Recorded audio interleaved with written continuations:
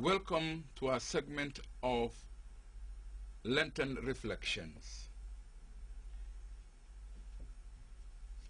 This evening we look at the story of the prodigal son, taken from the Gospel of Luke, chapter 15, verses 11 to 32.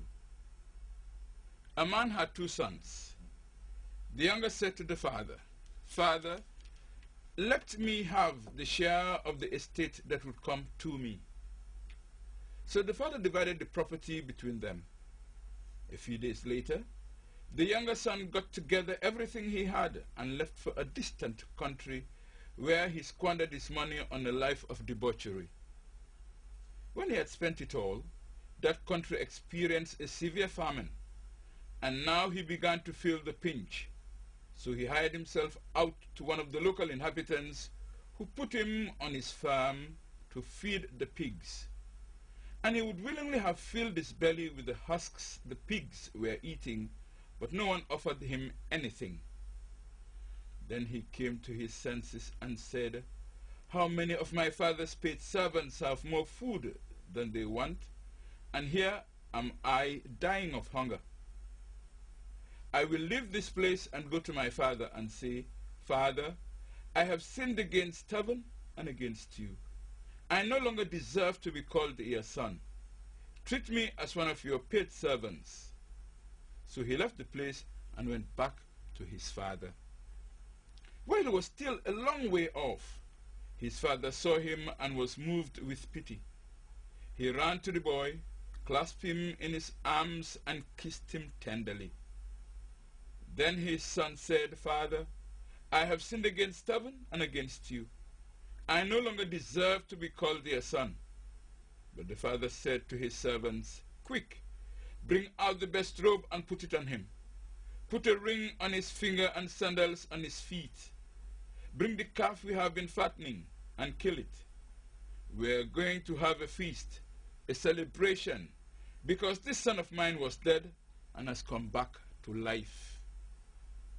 He was lost and is found.' And they began to celebrate. Now the elder son was out in the fields, and on his way back, as he drew near the house, he could hear music and dancing. Calling one of the servants, he asked what it was all about.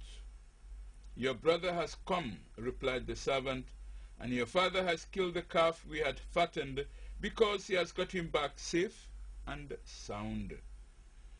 He was angry then and refused to go in, and his father came out to plead with him. But he answered his father, 'Look, all these years I have slaved for you and never once disobeyed your orders. Yet you never offered me so much as a kid for me to celebrate with my friends. But for this son of yours, when he comes back after swallowing up your property, he and his women, you kill the calf we have been fattening.' The father said, 'My son, you are with me always, and all I have is yours. But it's only right we should celebrate and rejoice, because your brother here was dead and has come to life. He was lost and is found.'" My dear people of God, with the reading that we have just heard, it is really painful for the elder brother to see his younger brother treated the way he was treated with all that he had done. But then, that which God is trying to teach us is that we can be like the younger brother, wherein we sin, and really, after sinning, the tendency is going back to the way the elder brother will think, is this boy must be told that what he has done is wrong. But then, let us go back to the younger brother. He did it, but then he was in pain, because he realized exactly what he did to the father.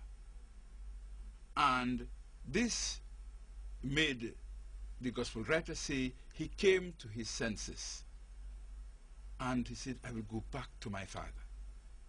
Because home was nicer than the place he was in a strange land, alone, hungry. Whilst in the father's house there was plenty to eat, that he left comfort in the house.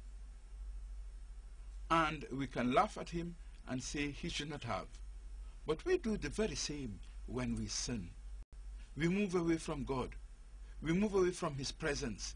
We move away from the comfort he has created us with. But then he tells us it is not all. After sinning, let us come back to our senses and say, I'll go back to my father. And there was the father from a distance. He recognized the son and embraced the son when he came. And all that the son practiced to say, the son was unable to say, because the love that the father had made him kiss him tenderly. And the boy saw forgiveness, experienced forgiveness, and had joy in him. And this is what God is calling us to as well. Wherein, when we sin, there is remorse, there is pain. But when we go back to him and ask for forgiveness, he forgives, and then joy is ours. So let this encourage us to say our sinning is not all. That which God wants from us is for us to ask for forgiveness, ask him back, asking him back into our lives, so that that joy that he has for us will come back to us. And let us go back to what John says. He has come to give us life and give it us to the fullest. And this is what all Lent is about, wherein we have an about turn, go back to God, the source of life, and get the life he has intended for us, so that we live this life and his joy be ours.